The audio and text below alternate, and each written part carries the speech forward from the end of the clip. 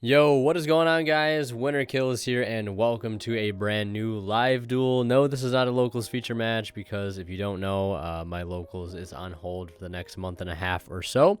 So I do have to record some live testing matches with friends, and I'll try to upload them as often as I can. You know, when I have people over, I'll try to record some matches for you guys. And this is one of the first matches of me against my friend Dan here on the left, who is the, local Phantom Knight duelist. Has been on the deck for a while, very seasoned with the deck. And we did play 2 matches. This is the first match. And we have a bit of a rematch that I'll be uploading later in the week as well, and another match on top of that, so stay on the lookout for that. So you do see him win the die roll. He does go first, leads with the tour guide. I don't see a Kagamucha so I'm inclined to hit it with the Ash and put him on having an extender. And if he doesn't have it, he's going to have to do what he just did there and actually go ahead and set 2 and pass. And he opens up with his best starter, and I open up with my best starter. So, I mean, it's only fair, right? So we have Terror Top into the Marble Machine. That, of course, is going to go ahead and search me out Tekka Tomborg. I also open up Wheel, Goes and Match. I think Recovery, and I want to say like a Car Turbo as well. So, like, my hand is, like, pretty stacked. Like, there's no other real way to put it other than it's just straight up stacked. The Goes and Match is something I've been maining. I might go back to playing Nibiru just because, like, I'd rather have Nibiru in my opening hand going second into any given deck than Goes and Match. I'm definitely keeping Goes and Match in the side if I do decide to make the switch. But right now, this is just some random thoughts I had. And also, if you guys want to see more Speedroid content, don't forget to check out my new series, Rogue to High Rated. New episodes coming very soon. So what you guys are seeing here is an iteration of sort of an anti-Nibiru combo. If you open up Terror Top and like Marble Machine, I believe you can do it. Yeah, it's a pretty easy combo to do. It allows you to make Crystal Wing before you make Rubber Band Shooter. And then you get the Higuita on field as an extra body. I like to banish the 7 here because if I get the Duke, I can additional normal make another Crystal Wing. Or if I get the Piper, I can additional normal that and actually reveal 3. And then use Higuita's effect to make the Piper a 5. And then Higuita bring itself back to make Baron. So it's Crystal Wing Baron plus, a couple reveals there. But my opponent does have the Fog Blade for the Rubber Band Shooter. I'm not able to obviously negate that with a Crystal Wing. I try to step into a Rorodon to access like a Shen here, and he does have the droplet for that as well. So, having all of the interruptions, I would say at pretty much the correct time. He's used to playing against my Speedroid deck. We play a lot of matches together, so he's used to knowing, where certain plays lead, what I'm able to do with certain cards. So, making the right calls here. I still do bring back the Higuita with the speed recovery. I guess, I still bring back the Higuita here with the speed recovery, because, having Higuita on field is actually a really good interruption against his deck. The level modulation is actually really strong. If he has a play to make with 2 level 3s, I can actually just go ahead and tribute off the Higuita, and now they're both level 4, and I don't know what he's doing with 2 level 4s outside of making a Time Thief Redoer, which I realize not every build is on. I know, like, I don't want to say all, but I know some builds do play Redoer and some other rank 4s. Like Raider's Knight, possibly, things of that nature, Evil Swarm Nightmare, I don't know.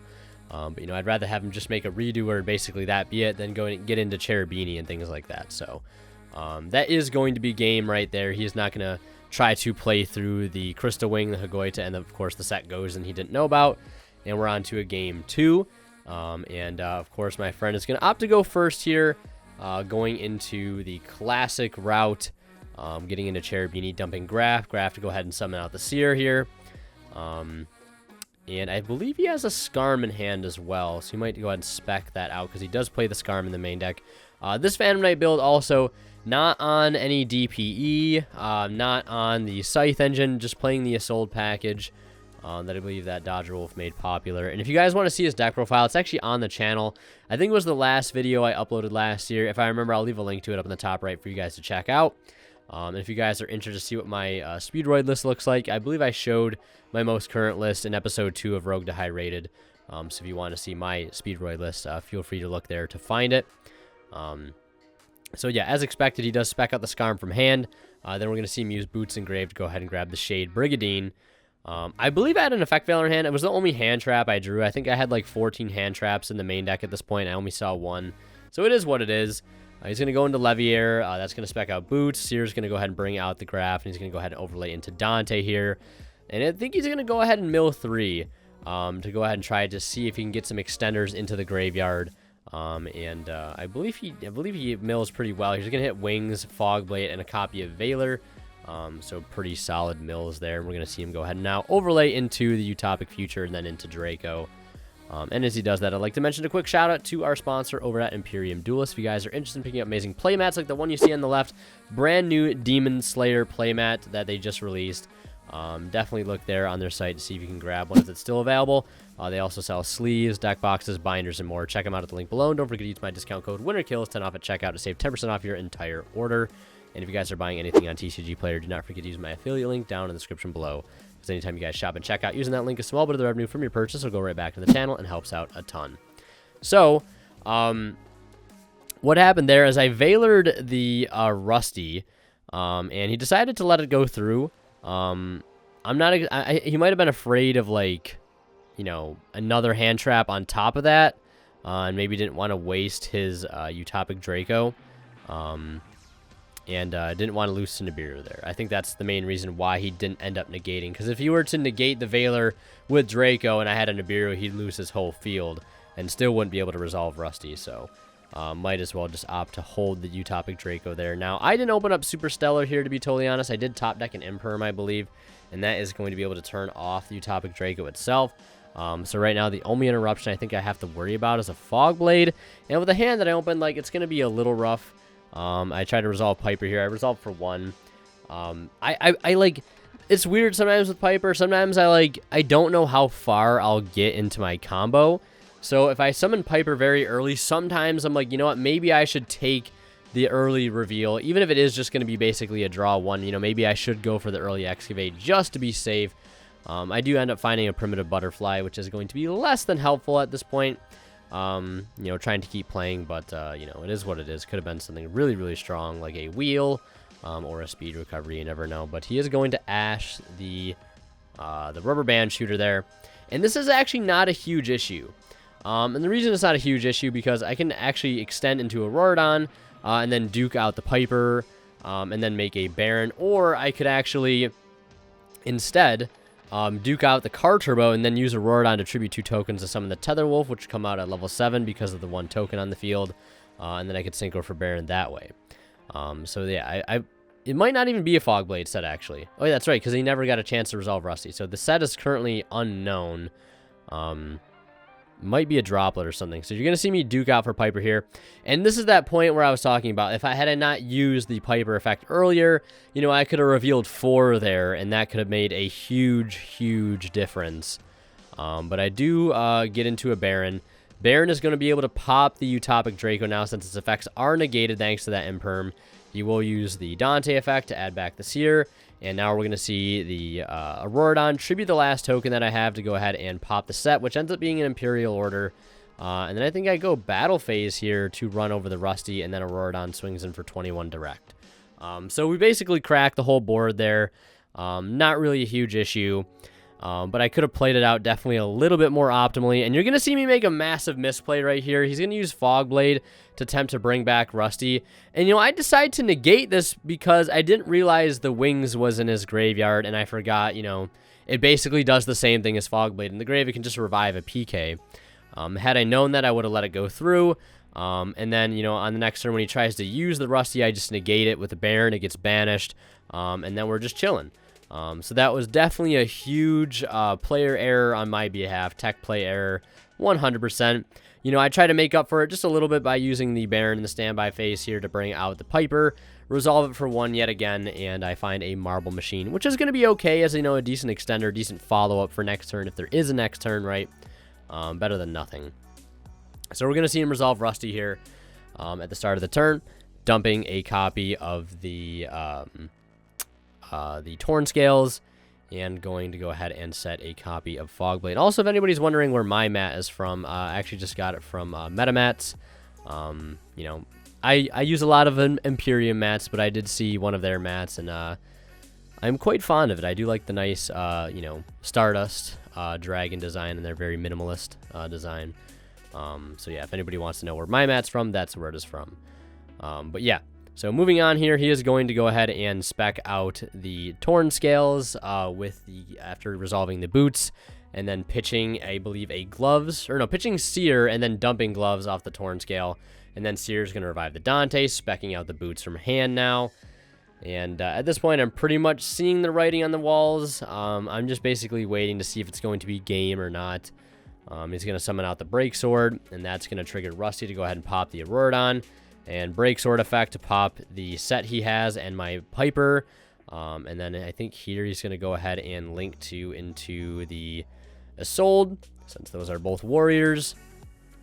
And I believe he also has, now the option to go ahead and search a warrior off of the Isolde. He's going to grab Staingreaves, and Dante is going to add back the Seer as well. Keep that Dante Seer loop going for that free advantage. Super strong discard off Torn Scales too, like super strong. And now that my board is cleared too, it's kind of nice because I can actually use the Primitive Butterfly in my hand, but I'm just going to go ahead and scoop here because, he's going to dump the Living Fossil, get Renault.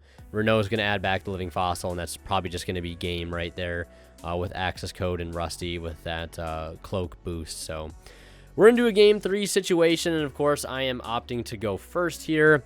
Another, not super stellar opening. Double Tekatomborg, Wheel, Ash, and Judgment. I saw a double Tekatomborg last game, and I drew double Tekatomborg again this game. I don't know what the mathematical odds of that happening are, but it's got to be pretty low. And to make matters worse for me, my opponent is also going to actually Ash one of the Tekatomborgs as well. And as much as I didn't want to use my wheel here, especially pitching something like Ash, which I could have held as just an interruption for next turn, I feel like I kind of had to. And on top of that, we roll a 2 here. So we go ahead and actually just summon out the Marble Machine. And then we're going to resolve the Tekatomborg to go ahead and summon a Duke. Now, this normally still isn't bad because I can still play here with the Rubber Band Shooter, obviously assuming it is going to resolve. And I think I go ahead and banish A5 here because I'm trying to get access to Marble or Terror Top, but he does have the Veiler. And I'm forced to just go ahead and set the Judgment and pass and hope that the Judgment is going to be enough. But luckily for me, my opponent did not open up Super Stellar, so he's going to set one monster, set 2 back row, and pass. Open up, too many sort of defensive cards and not enough engine cards here. I top deck a copy of Marble Machine, and I'm quick to go ahead and actually fire off the normal summon here. I could have led with the Banish effect, and then see what I get off there, see if that gets negated. Because, with 2 set cards, it could be Fogblade, it could be Droplet, decent probability that it is going to get negated. So I could have led with the Rubber Band Shooter, and then, if that goes through, I can get the additional normal right off the bat, see what happens there, and then, last resort, normal the Marble Machine in hand. I also have Judgment set too, so I could technically Judgment a Fogblade. I could technically stop that here. And I really thought about negating it with the Judgment, but I said, you know what, I'll just let that go because I can just use the Rubber Band Shooter here and, try to keep playing through it, but he does have the Veiler for that. And at this point, I really don't have any other plays to make outside of linking for Auroradon, and summoning tokens, and then speccing out like a Tetherwolf, or just popping his set monster with the one Auroradon token, and basically just calling it there. Just keeping the bodies off his field. I didn't want to attack into the set, because the odds of it being like a hand trap or something, I'm just going to take damage there. And I don't really want to do that if I have a set Judgment, and it ends up being a Cloak. And he normal summons another Cloak, so there's 2 level 3s right there. So yeah, I definitely could have done something a little different there. I could have just attacked into the set and, called his bluff, but yeah, he does link into the Cherubini, and I do Judgment that, so I'm somewhat glad I held the Judgment, for something a little bit later on, assuming that I wasn't going to be able to play that turn. I wanted to make sure I at least had some form of interruption for my opponent. But, if I would have Fog Bladed or Judgment of that Fog Blade, the Marble Machine would have gone through, would have gotten a search of like Tekatomborg per se, and then I could try to use the Rubber Band Shooter. Maybe he Valors there, then I spec the Tekatomborg, summon out a Car Turbo, make Kagoita, Duke back the car, make Crystal Wing, and go from there. But then I don't really have a good stop for his play next turn. I would have ran over the set at that point if I had the Crystal Wing. But he can just banish Cloak Search Boots, and then normally the Cloak that he draws, and then spec the Boots. So, like, I don't know. There was definitely a better way to play that out, but, it is what it is. So he's going to go ahead and use Break Sword here, popping his Fog Blade, and popping my Rubber Band Shooter. He was able to use his wings there on my Marble Machine to be able to make this whole play happen as well. So that was kind of saucy, not gonna lie. And because of the wings, my Marble Machine is actually not going to die, and it was also boosted by 500 for those that don't know what wings does.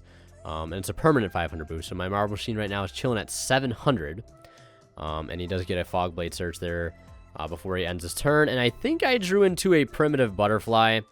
I thought for a moment about possibly Tribute setting the Primitive Butterfly, but there really is, like, not a reason to do so. I don't have, I have a Duke Engrave, which is nice, but I don't have any other tuners to be able to go ahead and actually special summon with that. So I was like, you know what?